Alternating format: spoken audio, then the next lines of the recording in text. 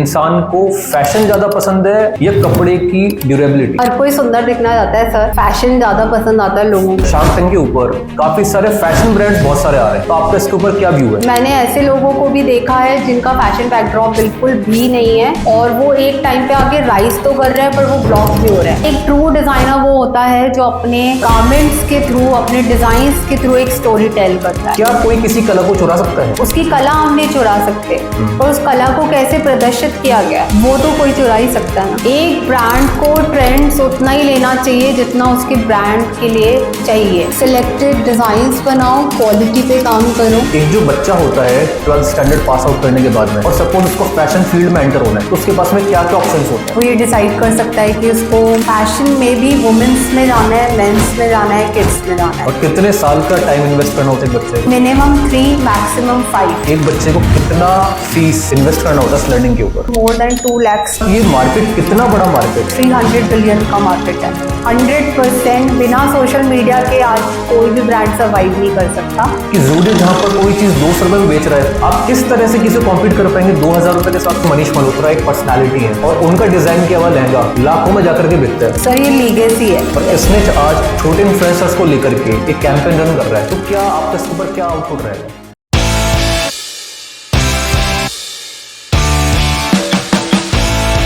Hello everyone, एक बार फिर से बहुत बहुत स्वागत है आप सभी का हमारे centre for business and technology के एक्सपर्ट्स व्यू सेशन में। और आज हमारे साथ मौजूद है हमारे खास मेहमान मिस श्रुति। श्रुति NIF ग्लोबल जयपुर में सीनियर डिजाइन मेंटर हैं और इन्होंने अपनी स्किल से, अपनी एजुकेशन से हजारों बच्चों को एक जगह तक, एक लिमिट तक पहुंचाया है। सो आज हम जानेंगे श्रुति से कि किस तरह से इन्होंने अपनी स्किल से, अपने एफर्ट से, अपनी मेहनत से बच्चों की लाइफ में बहुत सारी चीजें ऐड की है। श्रुति, फर्स्ट ऑफ ऑल आपका बहुत बहुत धन्यवाद हमारे पॉडकास्ट शो पर आने के लिए। Thank you so much Ritesh, thank you so much CBT for this opportunity at this level. Thank you. And अब हम जानना चाहेंगे कि आपकी जो लाइफ की जर्नी है वो कहाँ से शुरू हुई थी? मेरी लाइफ की जर्नी स्टार्ट हुई है मेरे ग्रैंड से। मेरे ग्रैंडफादर एक बातिक आर्टिस्ट थे बहुत बड़े लेवल पे, और शायद ये जो आर्ट आई है मेरे में उन्हीं से आई है। और उसके बाद जब मैंने डिसीजन लिया कि सिंस 9th स्टैंडर्ड की पापा I want to do something in my life related to designs, then my father mother supported me like till now. Great. So आपने जैसे बताया कि ये जो आर्ट आपके पास आई आप ग्रैंडफादर से आई है, दैट इज ओके, बट वो कौन सा ऐसा मोमेंट था जिस मोमेंट ने आपको फाइनलाइजेशन किया कि हाँ अब now I have to go through consulting field, या फिर आपको लगा कि मुझे फैशन की फील्ड में एंटर होना चाहिए? जब मैं NIF ग्लोबल जयपुर से एसोसिएट हुई और मैंने काफ़ी सारे मेंटर्स किए बच्चे और काफ़ी सारे गाइडेंस लेने आए, उसके दौरान मुझे काफ़ी सारे प्रोजेक्ट्स ने अप्रोच किया। और उसके बाद जब एक एक करके प्रोजेक्ट सक्सेसफुल होने लगे, that was the moment when I decided to choose this as a business. Okay, so as per you एक फैशन की जो इंडस्ट्री है आपके लिए राइट पाथ है? 100% it's a right path for me and I am too proud of it कि मैंने ये चूज़ किया, क्योंकि इसमें सिर्फ एक कोर नहीं है पैसा कमाने का, बहुत सारे कोर्स हैं और आप घर में बैठे भी कमा सकते हो, आप 9 to 9 वर्क में भी कमा सकते हो और आप थ्रू वर्चुअल लाइफ भी कमा सकते हो। थोड़ा सा इसको और डिटेल में बताएंगे आप? एक अपॉर्चुनिटी मेरे पास ऐसी आई कि मैं डिज़ाइनर हुई, बहुत सारे ब्रांड्स के साथ एसोसिएट होके। मेरा फर्स्ट क्रैकिंग था मिडैम जयपुर और मेरे को पर्ल जयपुर ने अपॉर्चुनिटी प्रोवाइड करी थी, तो मेरा फर्स्ट ब्रेकिंग मिडैम लुधियाना में हुआ। सेकेंड मेरा पर्ल ग्लोबल था, थर्ड मेरा W था। सो जब मैं इतने सारे ब्रांड्स के अंडर एज अ डिज़ाइनर काम कर रही थी, then I thought of doing something that changed the life of people. Then I chose a profession जिसमें मैंने एजुकेशन इंडस्ट्री को अपनाया और आफ्टर मैरिज मैंने ये चूज़ किया। That was so moraling opportunity for me as a mentor. Great. So Shruti, from outside fashion looks glamorous. So क्या real में ये ग्लैमरस होता है या फिर इसके पीछे काफ़ी सारे चैलेंजेस होते हैं? नो, ये बहुत बड़ी एक मिथ है और मैं इसको तोड़ना चाहूँगी कि ग्लैमरस एक फोर्थ इंडस्ट्री है हमारी इंडस्ट्री का। हमारी इंडस्ट्री स्टार्ट होती है प्राइमरी से, जहाँ पे फैब्रिक प्रेपरेशन होता है, which is another a field to explore for a designer. Second हमारा मैन्युफैक्चरिंग होता है, थर्ड हमारा सेलिंग एंड कंज्यूमर होता है, और fourth industry is glamorous, where shooting happens, where runways are happens. So it's not at all a glamorous industry. It's very, very hardworking and consistent industry which demands dedication. So you have helped so many labels. काफी सारे brand साथ में आपने काम किया है. Yes. तो उनका क्या एक्सपीरियंस रहा है? ब्रांड ने आपको किस तरह से लॉन्च किया? क्या वो जर्नी रही? और आपकी क्या उसके अंदर ऐसे इनपुट्स थे जो कि उनकी सक्सेस स्टोरी में आज भी एक मेमोरेबल मोमेंट होता है? काफ़ी सारे ब्रांड्स ने जब हमें अप्रोच किया, like I am associate with different firms, उनके थ्रू उनका एक रीज़न आया कि ब्रांड को ग्रोथ नहीं मिल रही है, डिज़ाइन पार्ट पे वो लैक कर रहे हैं, ट्रेंड्स पार्ट पे वो लैक कर रहे हैं. तो मैंने अपनी जो एजुकेशन और एक्सपीरियंस है उस दोनों का बेनिफिट उठाया, और क्योंकि मेरी एक्सपर्टीज़ फोरकास्ट में है, ट्रेंड्स में है, मैंने उसको एनालाइज किया, अंडरस्टैंड किया, और हर ब्रांड को उसके अकॉर्डिंग चीज़ें ऑफ़र जब करी तो ब्रांड के सेल्स रिकॉर्ड अप हुए, और now literally they are liking me as a senior consultant and they are getting benefits from me. This is how. Great. Yeah. Shruti, जैसे आपने अभी एक शब्द बोला सीनियर कंसल्टेंट, सो मेंटरशिप और कंसल्टेंसी या कंसल्टेंट दोनों अलग अलग चीजें हैं, और अगर अलग 100% हैं ये बहुत अलग अलग हैं. मेंटरिंग होती है, आप बच्चों के लेवल पे जाके उनको गाइड करते हो, उनको अंडरस्टैंड करते हो, उनको प्रैक्टिकल इंडस्ट्री कैसे चलती है, रन कैसे होती है, इंडस्ट्री के डिफरेंट एस्पेक्ट्स कैसे होते हैं, और अपने लिए लेबल क्रिएट करना क्या होता है, एक छोटा एंटरप्रेन्योर खोलना क्या होता है, उनको हर लेवल पे सिखाया जाता है. और जब आप किसी के साथ किसी के बिजनेस में इंडल्ज होते हो तो उनका प्राइमरी फैक्टर होता है ग्रोथ. ग्रेट. तो जब हम कंसल्टिंग देते हैं तो हम अंडरस्टैंड करते हैं कि वहाँ वो कहाँ पर लैक कर रहे हैं, और वहाँ पे अगर मेरा एक्सपीरियंस उनको बेनिफिट करता है तो मैं उनको पूरे ट्रेंड्स को एनालिसिस करके उनको हेल्प करती हूँ, और वो हेल्प अगर वो एडवाइस थॉरली लेते हैं तो मैंने काफ़ी ब्रांड्स को ग्रोथ करते हुए देखा है. ट्रू. श्रुति, एक चीज़ और बताएंगी, आपने जैसे बताया कि ब्रांड्स को आप लोग कंसल्ट करते हैं टू अचीव देयर टारगेट्स या गोल्स, जो भी उनके प्रोफेशनल गोल्स होते हैं. सो क्या आप किसी ब्रांड को मिड ऑफ द उनका जो टेन्योर है उसमें ज्वाइन करते हैं, या इनिशियल स्टेज में आप ज्वाइन करते हैं? हम प्रेफर करते हैं कि हम सीजन टू सीजन ज्वाइन करें. 2 सीजन होते हैं एक साल में, एक स्प्रिंग समर होता है, एक ऑटम विंटर होता है. तो हम कोशिश करते हैं कि चाहे अगर वो मिड टाइम में भी हमें ज्वाइन कर रहे हैं, हम स्टार्ट नेक्स्ट सीजन से ही करेंगे. और श्रुति, अगर बात करें ह्यूमन साइकोलॉजी की, तो ह्यूमन साइकोलॉजी में इंसान को फैशन ज्यादा पसंद है या कपड़े की ड्यूरेबिलिटी? हर कोई सुंदर दिखना चाहता है सर, तो फैशन ज़्यादा पसंद आता है लोगों को, क्योंकि वो उनको कॉन्फिडेंस देता है. आज हम अलग अलग ओकेजन के हिसाब से ड्रेस्ड अप होते हैं, तो हम एक अलग कॉन्फिडेंस में लोगों को मीट करते हैं. क्वालिटी एंड कंफर्ट सेकंड हो जाता है. प्राइमरी हमारा ऑब्जेक्टिव होता है कि हम जब लोगों के सामने जाएं तो हम कॉन्फिडेंट फील करें. तो श्रुति, आप जैसे शार्क टैंक देखते होंगे, आजकल हम लोग देख रहे हैं शार्क टैंक के ऊपर काफी सारे फैशन ब्रांड्स बहुत सारे आ रहे हैं, तो आपका इसके ऊपर क्या व्यू है? शार्क टैंक के ऊपर काफ़ी सारे फैशन ब्रांड्स आ तो रहे हैं, पर शार्क टैंक के मेंटर्स भी बहुत ज़्यादा उनको ऑलरेडी रीड करते हैं, क्योंकि आज फैशन सिर्फ फैशन तक नहीं रह गया है, एक नीड और सस्टेनेबिलिटी पे भी जिंदा है. तो शार्क टैंक मेंटर्स भी उन्हीं को सपोर्ट करते हैं जो सस्टेनेबिलिटी एस्पेक्ट भी दे रहे हैं. हर कोई बंदा जो फैशन का कोई आइडिया लेकर आ रहा है वो उनको सपोर्ट नहीं कर रहा है, बट आज हमारे प्लैनेट अर्थ की सबसे बड़ी डिमांड है सस्टेनेबिलिटी. तो अगर आपके बिजनेस आइडिया में आपने नीड्स ऑफ द पीपल भी रखा है, एट द सेम टाइम आपने सस्टेनेबिलिटी का काउंट भी ज़्यादा रखा है, तो 100% शार्क टैंक उसको सपोर्ट करेगा. तो I think it's a good take on by the Shark Tank for the fashion entrepreneurs. और Shruti, we have seen commonly कि जो लोग किसी भी फैशन बैकग्राउंड से नहीं है, जिनकी लाइफ में कभी कोई ऐसी एजुकेशन रही नहीं है जिसमें कि फैशन पढ़ा हो या सिखाया गया हो, बट आज वो एक बहुत अच्छी हाइट्स पे अपने बिजनेस को लेकर ग्रो कर रहे हैं, तो आपका इसके ऊपर क्या कहना है? सर, इस पे मेरे ना व्यू है, पर बहुत 2 तरह के व्यूज़ हैं. एक, मैंने ऐसे लोगों को भी देखा है जिनका फैशन बैकड्रॉप बिल्कुल भी नहीं है, और वो एक टाइम पे आगे राइज तो कर रहे हैं पर वो ब्लॉक भी हो रहे हैं. और देयरइन दे आर कॉलिंग अस कि we need expertise who has done a professional education in that and who has a professional experience in that. और दूसरे कुछ लोग जिनका फैशन में कम पर पैशन ज़्यादा है, वो लोग एक लेवल पर आकर बहुत राइज कर रहे हैं.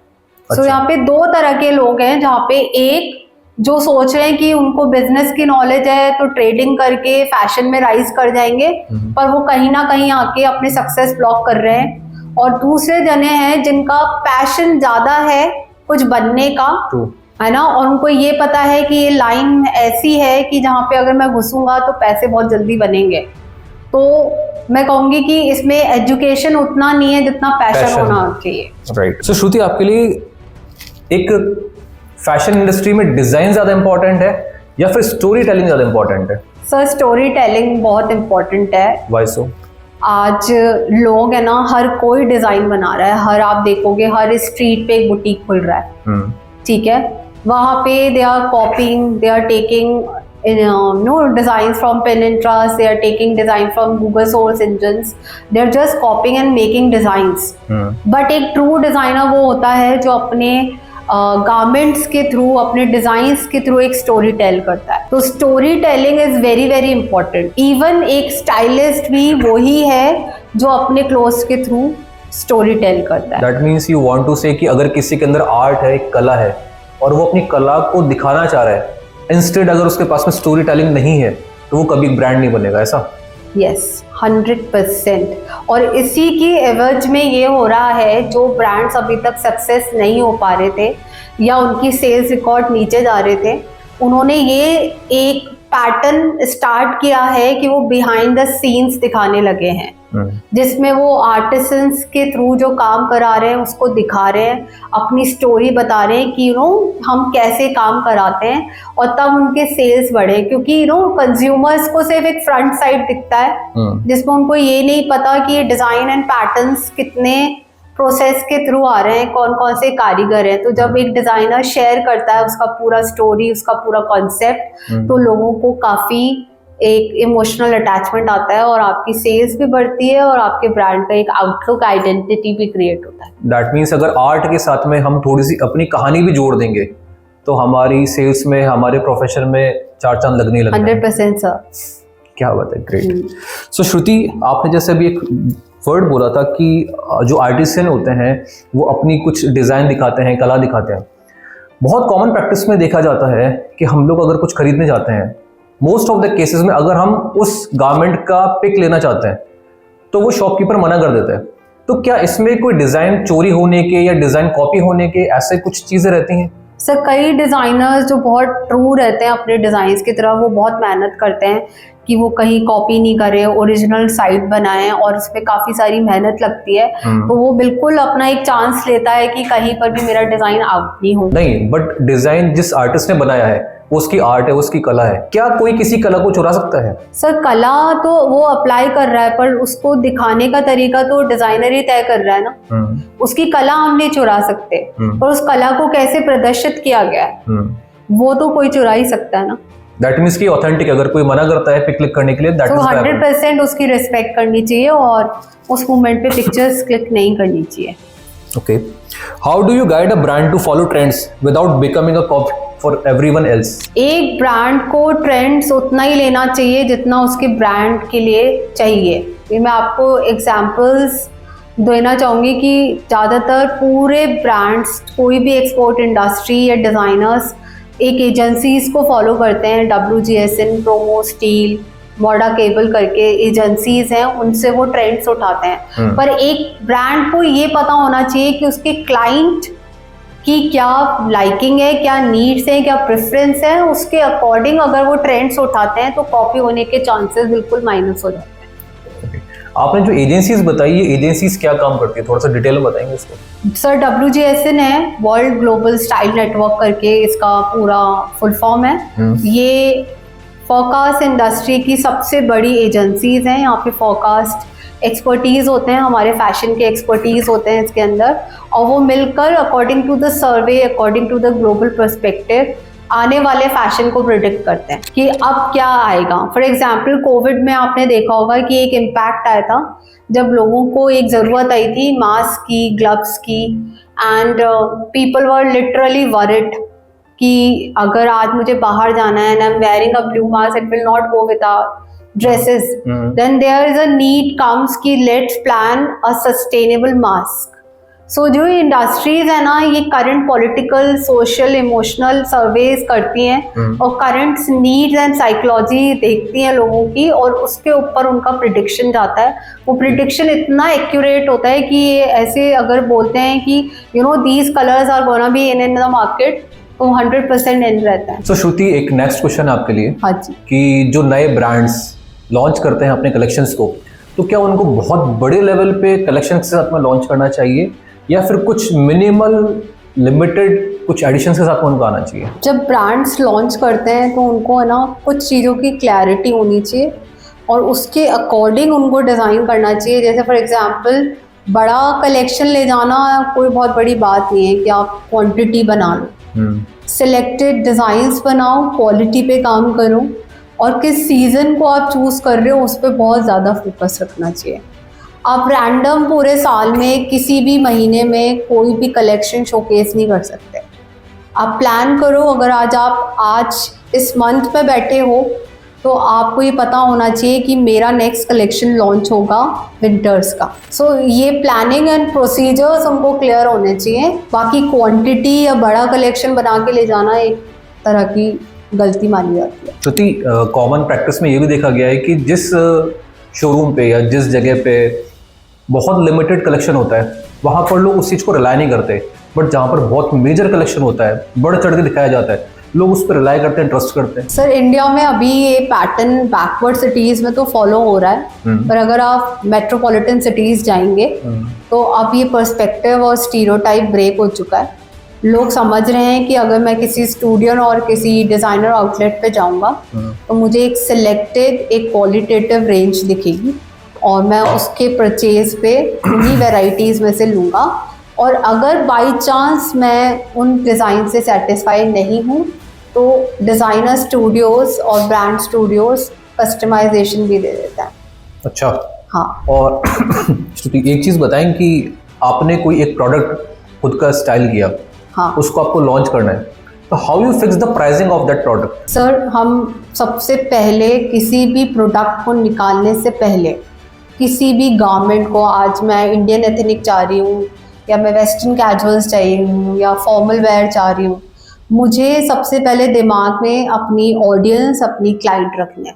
अच्छा। और उन क्लाइंट में भी मुझे डिसाइड करना है कि मेरा एज ग्रुप क्या टारगेट है और उस एज ग्रुप की ऑक्यूपेशन क्या है। अगर मैं इतनी क्लैरिटी के साथ काम कर रही हूँ तो मुझे स्टाइल्स निकालने में प्रॉब्लम नहीं होगी। आज मुझे पता है कि मुझे 18 से 25 साल के युवा के लिए डिज़ाइन करना है, तो मैं कट्स, स्टाइल्स, पैटर्न और कलर्स वैसे ही उठाऊंगी जो उनकी प्रेफरेंस में होंगी। इवन मेरा लोगो, ब्रांड का नेम भी वैसा ही होगा जो उन युवाओं को अट्रैक्ट करेगा।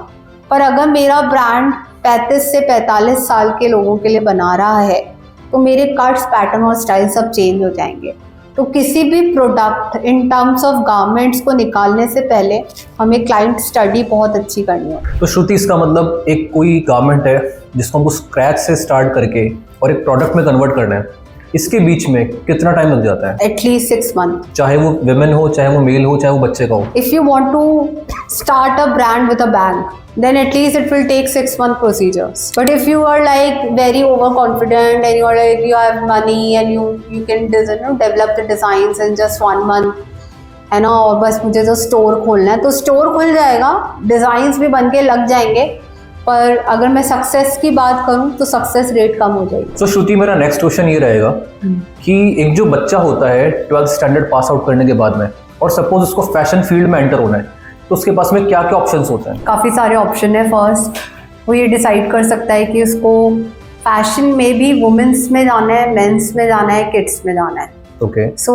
हम जब गारमेंट्स की बात करते हैं तो हमारे फैशन इंडस्ट्री को अपैरल इंडस्ट्री भी बोला जाता है। यस। तो जब आप अपैरल कोई भी सब्जेक्ट लेते हो तो उसमें मेन, वुमेन और किड क्लब रहता है। But when you solo take the fashion design तो आप उसमें ऑप्ट कर सकते हो कि आपको वुमेन्स में जाना है, मेंस में जाना है, किड्स में जाना है। Okay. एक ऑप्शन ये है। और जब हमारी फैशन में हम एंटर करते हैं तो एक style, influencer, blogger, content writing, ये भी काफ़ी सारे ऑप्शन इंक्लूडेड है। फैशन इलस्ट्रेशन, तो depend upon what you really like the most आप उसके अकॉर्डिंग चूज करते हो फील्ड।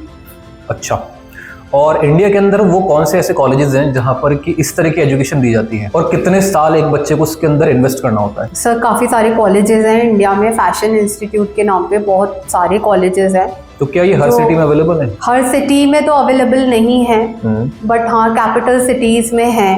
ओके, ठीक है, फॉर एग्जांपल मैं मेरे कॉलेज की बात करूँ तो वो कम से कम 300 सिटीज़ में है, इतनी ब्रांचेस हैं उसकी। ओके, और मोर देन 6 कंट्रीज़ में भी अवेलेबल है उसकी ब्रांचेस। ठीक है, और उसके बाद अगर मैं बात करूँ NIF के बाद में बात करूँ तो NIFT भी है, NID भी है, UIT भी है। Depend upon your budgets, depend upon your passion, depend upon your aptitude, you choose the institute. Okay, और कितने साल का टाइम इन्वेस्ट करना होता है एक बच्चे को? अगर आप मुझसे एक ऑनेस्ट ओवरव्यू लोगे कि एक बच्चे को कितने साल लेने चाहिए, तो मैं बोलूँगी मिनिमम 3 मैक्सिमम 5। अगर कोई बच्चा 1 साल या 2 साल आपका एजुकेशन परस्यू करता है, सो 1 साल में उसका सिर्फ फाउंडेशन चलता है, जिसमें उसको इस इंडस्ट्री के बारे में थोड़ी बहुत नॉलेज होती है, क्योंकि काफ़ी it's not so easy industry. इस लोगों ने उसको फैशन को बहुत अंडररेटेड कर रखा है कि वो तो फैशन डिजाइन कर रही है, क्या ही कर रही होगी। ये स्टेटमेंट्स बहुत आते हैं, बट अगर मुझसे पूछा जाए as a mentor, as a student, कभी मैं रही भी हूँ, तो मैं ये बोलूँगी कि 1 साल में सिर्फ बेसिक एजुकेशन आती है, और जिसमें गट है ना वो इस इंडस्ट्री में आके दिखाओ, क्योंकि ये बहुत टफ इंडस्ट्री है। Understood.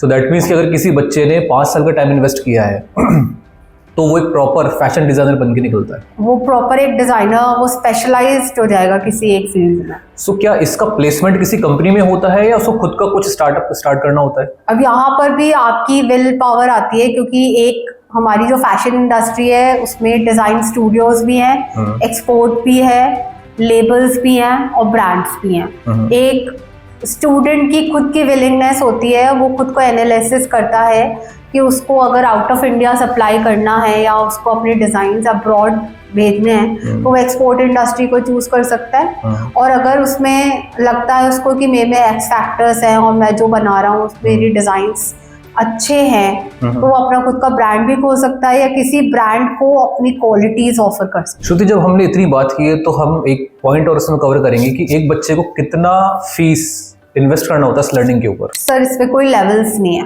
Approximately. Sir more than, अगर मैं 1 साल का लूँ तो मोर देन 2 लाख तो इन्वेस्टमेंट होगा। तो अगर कोई बच्चा 5 साल पढ़ाई कर रहा है तो 8 से 10 लाख रुपए उसको इन्वेस्ट करने पड़ेंगे? जी सर।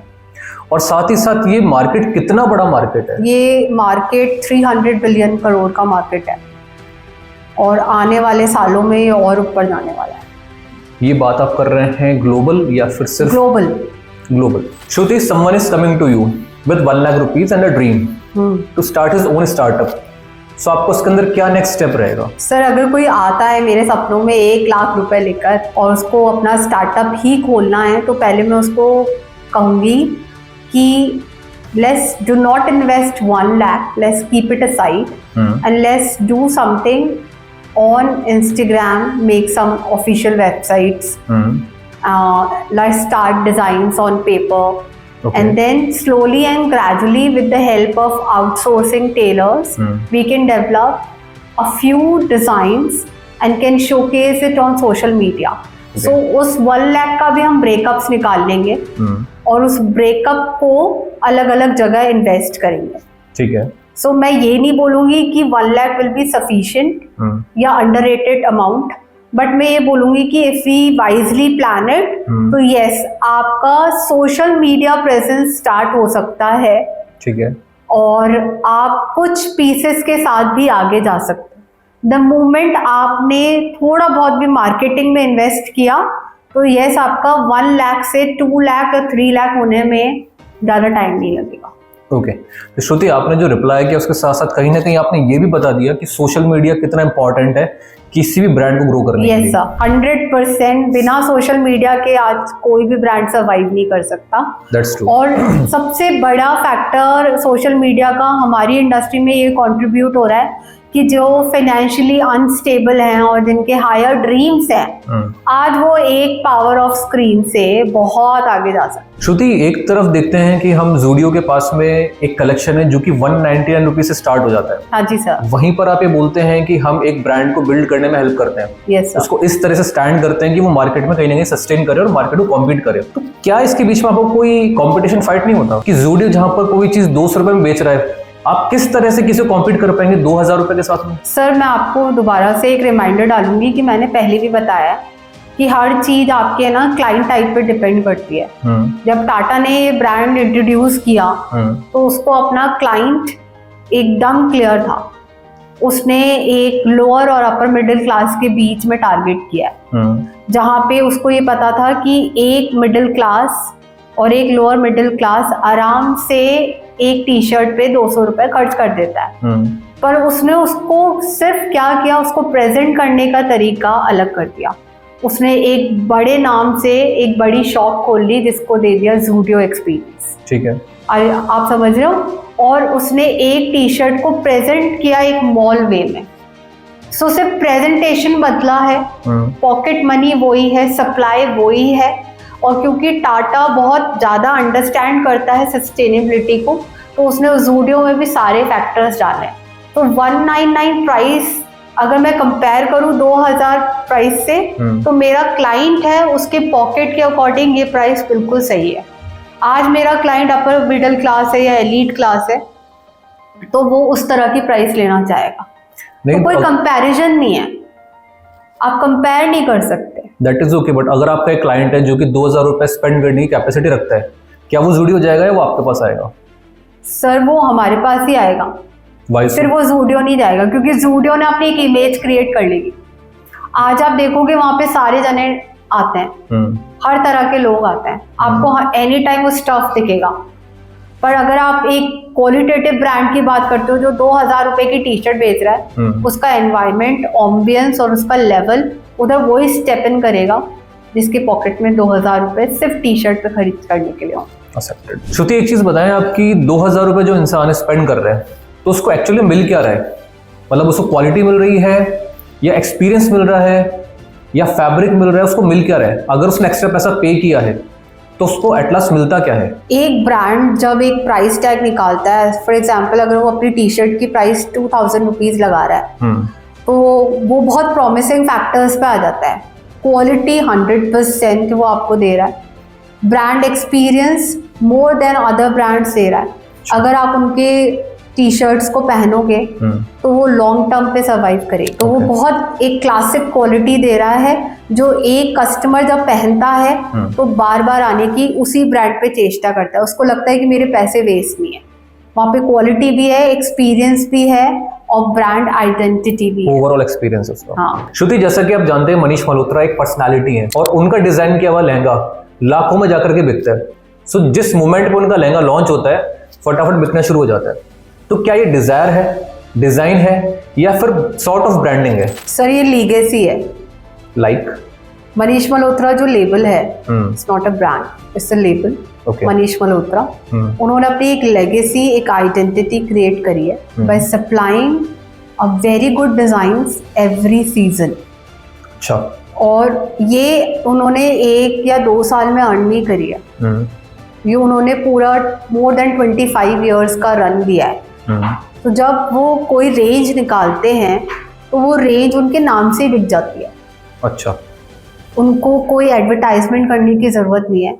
और ये जब लेगेसी उन्होंने कंटिन्यू करी थी, तो उस लेगेसी को सपोर्ट करने के लिए उनको काफी लोगों ने हेल्प करी थी। ओके। और उन जो पर्सनालिटी थे वो फैशन लीडर्स थे। अच्छा। तो आज अगर कोई फैशन लीडर्स कोई भी ब्रांड या लेबल पहन के आता है अप फ्रंट, तो लोगों की अलग ही एक डिजायर हो जाती है उसको अपनाने की। ओके। और अब जो इंडिया का लेवल देखा जाए तो आजकल हर किसी के अफोर्डेबिलिटी में मनीष मल्होत्रा आ रहा है। अच्छा। अगर हम प्राइम वेडिंग्स की बात करें तो they are very ready to take Manish Malhotra as a first choice. क्या बात है, ग्रेट। तो ये डिज़ाइन नहीं है, ये एक नेम और लेबल का गेम है। जो उनको डिजायरफुल करता है इस ब्रांड को, इस लेबल को लेकर। एक छोटा सा मेरा क्वेश्चन इसमें से और अराइज होता है कि ये लेबल जो आप वर्ड यूज कर रहे हैं, तो लेबल और ब्रांड में क्या डिफरेंस करता है? बहुत बड़ा डिफरेंस है सर। लेबल आप एक डिजाइनर अपने नाम से खोलता है, वो अपने नाम को पॉपुलर करता है वर्ल्ड वाइड कि this design is made by me. Okay. And brands hire करते हैं designers from all over the world or maybe nationally or globally, and then they create a brand by either by the name that suggests their client or by a very different name or personality that defines their brand or garments. But Sure. they hire designers under them. That means label and brand both are designer different कभी things. Popular नहीं होता किसी brand का। अगर कोई designer popular होता है तो वो क्रिएटिव डायरेक्टर होता है, ना कि design. So Shruti, what's your take on influencer marketing for small brands? Influencer marketing for a small brand is a great decision. Okay. At least they can make their brand popular in no time. Although they have to spend on them, but their spending income comes back. So if you're investing 80% on them, that really works like a magic. So ये सिर्फ एक दिखावा है या does it really work? It really works. It's not at all दिखावा। आप influencer को भी एक आइडियलाइज किया जाता है। आज वो इन्फ्लुएंसर इसलिए कहला रहे हैं क्योंकि वो लोगों को उनकी बात पहुंचा पा रहे हैं, अच्छा। उनकी नीड पहुंचा पा रहे हैं। तो अगर वो किसी ब्रांड को सपोर्ट करने के लिए और ब्रांड का कोई भी गारमेंट पहनते हैं और उसके बारे में वो डीपली इंस्ट्रक्ट करते हैं या कोई डिटेल्स में उनको गाइड करते हैं, तो 100% जो स्मॉल SMEs हैं उनको हेल्प मिलती है अपने ब्रांड को ग्रो करने। सो मैं तो सजेस्ट करूंगी कि कोई भी SMEs हैं वो सबसे पहले टेक ऑन ले इन्फ्लुएंसर्स पे। अच्छा। हाँ। और एक छोटे लेवल का इन्फ्लुएंसर किस रेट में हम हायर कर सकते हैं? सर मिनिमम आज का जो रेट चल रहा है, अगर आपके प्लस 15K हैं, so influencer are taking charge like for 4,000 for one Instagram story, और अगर उसमें कराउजल्स हैं, पोस्ट हैं, तो 4 to 8। ओके। और अगर आपके मोर देन 80K फॉलोअर्स हैं तो they are taking 15,000 for the stories only. और इतना इन्वेस्ट करने के बाद में रिजल्ट्स मिलेगा? 100% if you are picking up the right influencers. Okay. So Shruti, आपने सुना होगा एक ब्रांड है स्निच, और स्निच आज छोटे इन्फ्लुएंसर्स को लेकर के एक कैंपेन रन कर रहा है जिनको वो साथ में कोलैबोरेट करके इस तरह की डे टू डे एक्टिविटीज में इन्वॉल्व हो रहा है। तो क्या आपका इसके ऊपर क्या आउटपुट रहेगा? सर स्निच को पता है कि इस स्ट्रैटेजी से वो काफ़ी जल्दी लोगों तक पहुंच पाएगा। अभी उसका टेक ऑन प्रॉफिट नहीं है, अभी उसका टेक ऑन है लोगों तक पहुंचना। So I think it's a great call by Snitch कि वो ऐसे कैंपेन ले रहा है जहाँ पे कोलैबोरेशन इन्फ्लुएंसर्स के साथ उसको हेल्प करेगी, और 100% ये बहुत सक्सेसफुल हो रहा है, उसको काफ़ी प्रॉफिट हुआ है इससे। तो इस स्टेप को लेने के बाद में क्या स्निच का प्रॉफिट बढ़ रहा है? अश्योर है आप इस चीज़ के लिए? सब बढ़ेगा ही, क्योंकि इन्फ्लुएंसर्स कोई भी ब्रांड को जब एक्सपीरियंस करते हैं तभी उसके बारे में रील और पोस्ट को बार बार रेगुलेट करते हैं। अच्छा। सो अगर वो छोटे इन्फ्लुएंसर्स को ये अपॉर्चुनिटी दे रहा है और उनके जो ऑडियंस हैं, उनके जो फॉलोअर्स हैं ऑर्गेनिक हैं, 100% उसके प्रॉफिट में हेल्प करेगा। श्रुति, मार्केट में हाई प्रीमियम ब्रांड्स भी हैं और उनके कुछ लिमिटेड ऐसी डिजाइन्स होती हैं, पैटर्न्स होते हैं जो कि कॉपी होकर के ओपन मार्केट में अवेलेबल है, तो उसको किस तरह से प्रोटेक्ट किया जाता है? प्रोटेक्शन का काफ़ी सारे लॉज हैं, पर अगर एक डिज़ाइनर या एक ब्रांड अपने लॉ के साथ अवेयर नहीं है तो ऑफ कोर्स उसको कभी पता ही नहीं चलेगा कि मैं क्या एक्शंस ले सकता हूँ। सो पहले तो if you are putting up, for example you are making a range for the new season, और आप प्लान कर रहे हो कि मैं इसको इंस्टाग्राम पे अब डालना शुरू कर देता हूँ बिकॉज मेरा सीजन आने वाला है। सो आप अपना ट्रेडमार्क, वाटरमार्क और लॉयल्टी आप पहले मेंशन कर दो, जिससे अगर कोई उसको लेगा भी तो you are the first person who is putting on first. So if anybody will copy it, it will be the second one. So otherwise you will be second to none, मतलब you are on the number one. So you can always claim that this design is being put by me first on the social media and I'm taking the loyalty of it. So what will be the process? Process will be this now. Whenever you are putting your watermark on it. Achha. Always put a watermark, which so many designers are not doing. अच्छा. And- Even on the reel while running now, there is a watermark.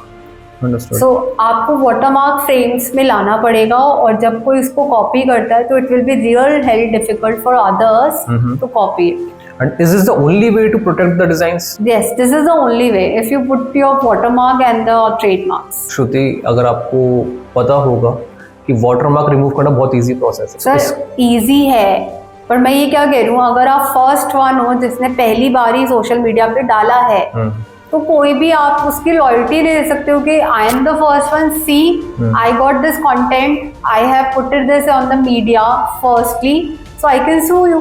So Shruti, what's your advice to the brands which are coming into the Indian wedding market? Crowded but still tempting. My advice that you should not be in rush of making designs excessively unique. Try to make the designs very classics and enter with the clarity. Indian market में wedding market एक बहुत बड़ा market है और इसको देखते हुए काफ़ी countries भी अपने investment कर रही हैं. So profit तो बहुत है, पर जो उसमें वाइजली एक्ट करेगा वो ही इसमें प्रॉफिट कमा पाएगा. But they are lot many brands जो कि क्वालिटी भी प्रोवाइड कर रहे हैं. सर अगर मैं अंदर की बात बताऊं ना, काफी सारे कपड़े हैं जो बहुत चीपली मिलते हैं मार्केट में. डिजाइनर्स आते हैं, मार्केट से चीप कपड़ा उठाते हैं और बहुत एक टेम्पटिंग ओकेजनल इन्फ्लुएंस डिजाइन बनाते हैं. और क्योंकि आजकल एक पैटर्न चल गया है कि every day you have to change with the theme, true, तो सिर्फ उस वक्त ये पर्पस रहता है कि मैं थीम के अकॉर्डिंग जा रही हूँ कि नहीं. उधर उस वक्त ये पर्पस नहीं रहता कि मैंने कौन सी क्वालिटी पहनी है, कौन सी फिनिशिंग पहनी है. उस वक्त सिर्फ ये टेक ऑन रहता है कि I will pay you if you give me the right colour according to the theme and something that looks good on me. अच्छा. So you know lot many brands are coming because you don't have to put so much of mind in that, and only a prime people are there to invest in lakhs, in crores, and a designer take will be like they're earning like hell in that. Absolutely. So there are like lot many copies is being made in the market. आप किसी भी market पे चलो, आप दिल्ली किनारी चले जाओ, वहाँ पे रेप्लिकास पूरे पड़े हुए हैं. पीपल वेट कि अमित अग्रवाल कब अपना कलेक्शन निकालेगा और उसकी कॉपीज हम बनाएंगे. तो इसमें ना क्वालिटी और डिज़ाइन सेंस का इतना इंट्रोडक्शन नहीं है जितना ट्रेडिंग और बिजनेस कमाने का है. अच्छा. हाँ, इसलिए वो एंटर होना चाह रहे हैं.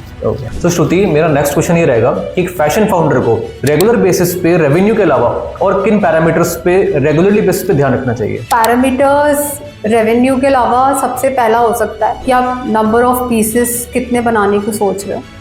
That is call for your inventory, कि हम कितना इन्वेंट्री रख रहे हैं एडवांस में, कि जब हमारी सेल्स स्टार्ट हो जाएगी तो हम उसको रेगुलेशन पे लाने के लायक हैं या नहीं है. ठीक है. अगर डिमांड पड़ी. सेकंड, हमारी क्वालिटी कंसिस्टेंट जा रही है या नहीं.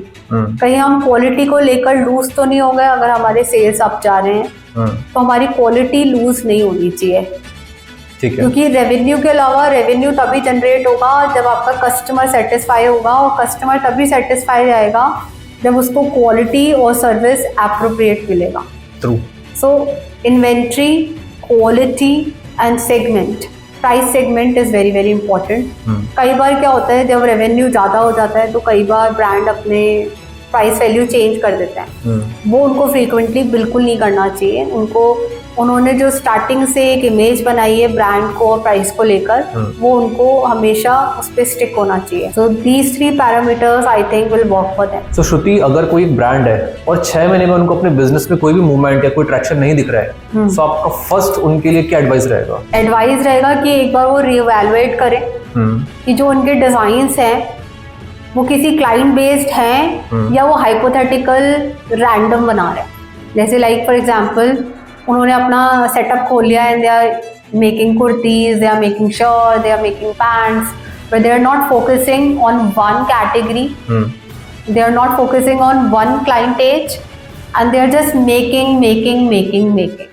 सो सामने क्या परसीविंग जा रही है कि इसको क्लियर ही नहीं है कि ये किस सेगमेंट को टारगेट कर रहा है। आज मैं इस ब्रांड के पास क्यों जाऊं?